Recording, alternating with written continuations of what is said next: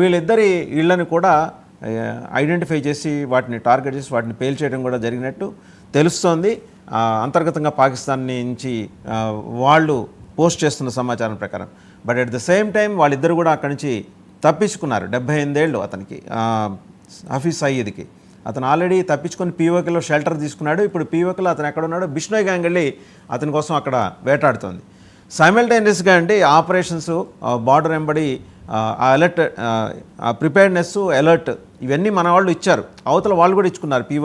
వాళ్ళ భయం ఏంటంటే ఈరోజు Karachi port, Gwadar port and PoK ఈ 3 టార్గెట్గా 3 లక్ష్యాలుగానే భారత సైన్యం యుద్ధానికి దిగబోతుంది. అంటే వాళ్ళ ఆయువు పట్టు మీద కొట్టబోతోంది. ఎక్కడా కూడా సివిల్ సొసైటీకి వచ్చిన ఇబ్బంది ఏం లేదు.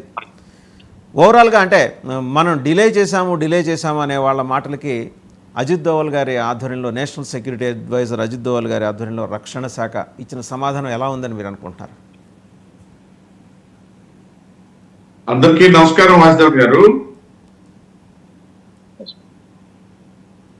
మీరు అన్నట్టుగా గడిచిన 2 వారాలుగా ఏదైతే యావత్ భారత సమాజం దాదాపు 150 కోట్ల మంది ప్రతి ఒక్కరు కూడా ముక్త కంఠంతో ఏకవాక్యంతో నినదించినటువంటి ఘడియలు రాత్రి 1:44 ఏదైతే దాడి జరిగినటువంటి సందర్భం నుండి ఈనాటి వరకు జరుగుతున్నటువంటి పరిణామ క్రమంలో ప్రారంభమైనటువంటి ఆపరేషన్ సింధూర్, ఒకవైపు బాలభానుని కిరణాలు వస్తున్నటువంటి తరుణంలో ప్రారంభించడం జరిగింది. ఇవాళ పొద్దున్నే లేచేసరికి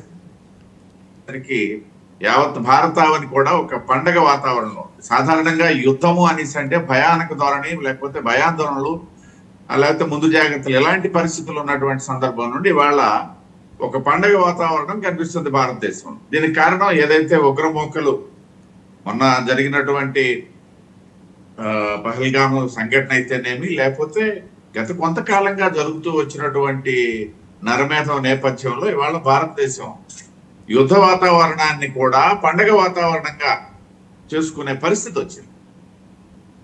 సంతోషం. ఇప్పటికైనా సరే, అంటే చాలా మంది నిన్న సాయంకాలం కూడా మనం చూసాం, చాలా మంది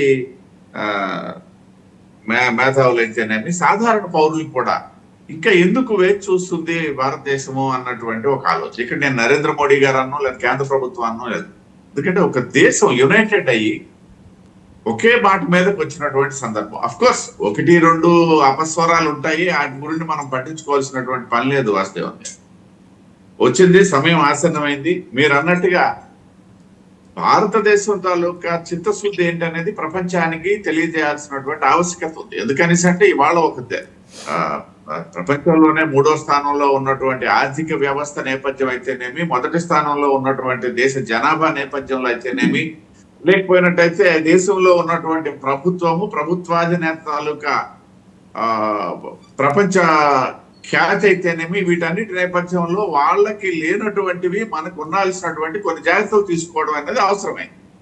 ఆ అవసరమైనటువంటి నేపథ్యంలో, అలర్ట్ నేపథ్యంలో 2 వారాలు వేచి చూసి నిన్న జరిగినటువంటిది. ఈ దాడిలో కూడా ఎక్కడా సాధారణమైనటువంటి పౌరుల్ని టార్గెట్ చేయలేదు. ఉగ్రవాద మూకల్ని, ఉగ్రవాద సంస్థల్ని, ఉగ్రవాద శిబిరాల్ని టార్గెట్ చేసి, ఉగ్రవాద నాయకుల్ని, ఉగ్ర మూకల్ని టార్గెట్ చేసి వెళ్ళినటువంటి ఏదైతే ఈ ఆపరేషన్ సింధూర్ ఉందో, ఇవాళ పొద్దున్నే దేశం గర్వించదగినటువంటి సందర్భం అని చెప్పి తప్పదు.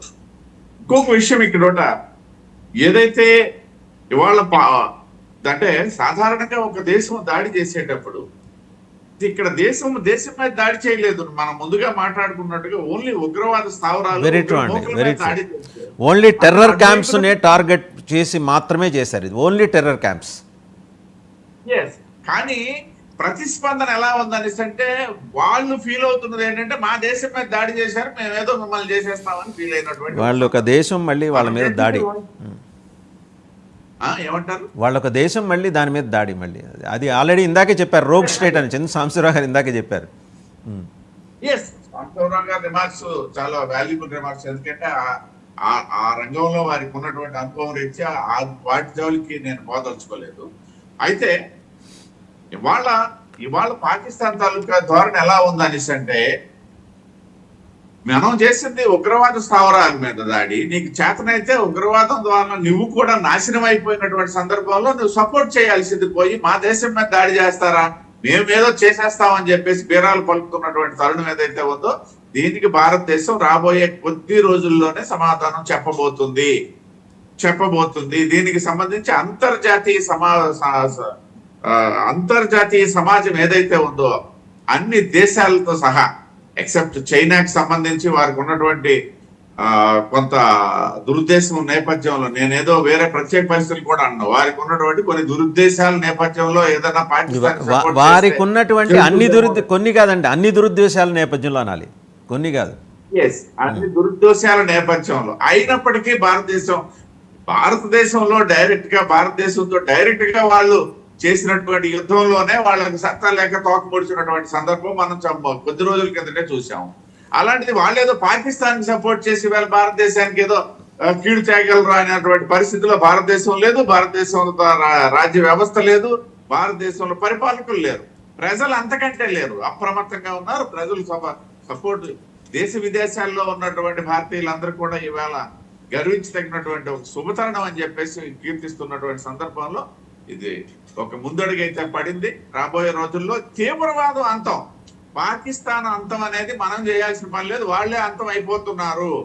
వారి ఆర్థిక వ్యవస్థ ద్వారా అయితేనేమి, వాళ్ళ ఆర్థిక విధానాల ద్వారా అయితేనేమి, వాళ్ళ పరిపాలన విధానాలు, ప్రభుత్వ తాలూకా విధానాల ద్వారా వాళ్ళే అంతం అయిపోతున్నారు. బట్ భారతదేశం తాలూకా అంతం పాకిస్తాన్ అంతం కాదు, భారతదేశం తాలూకా అంతం తీవ్రవాదుల అంతం.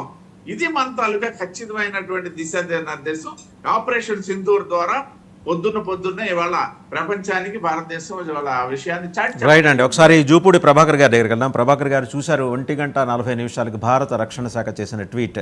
అండ్ మనం చాలా specific targets, not civilian societies, specific targets, ఉగ్రవాద శిబిరాలు 9ని ఐడెంటిఫై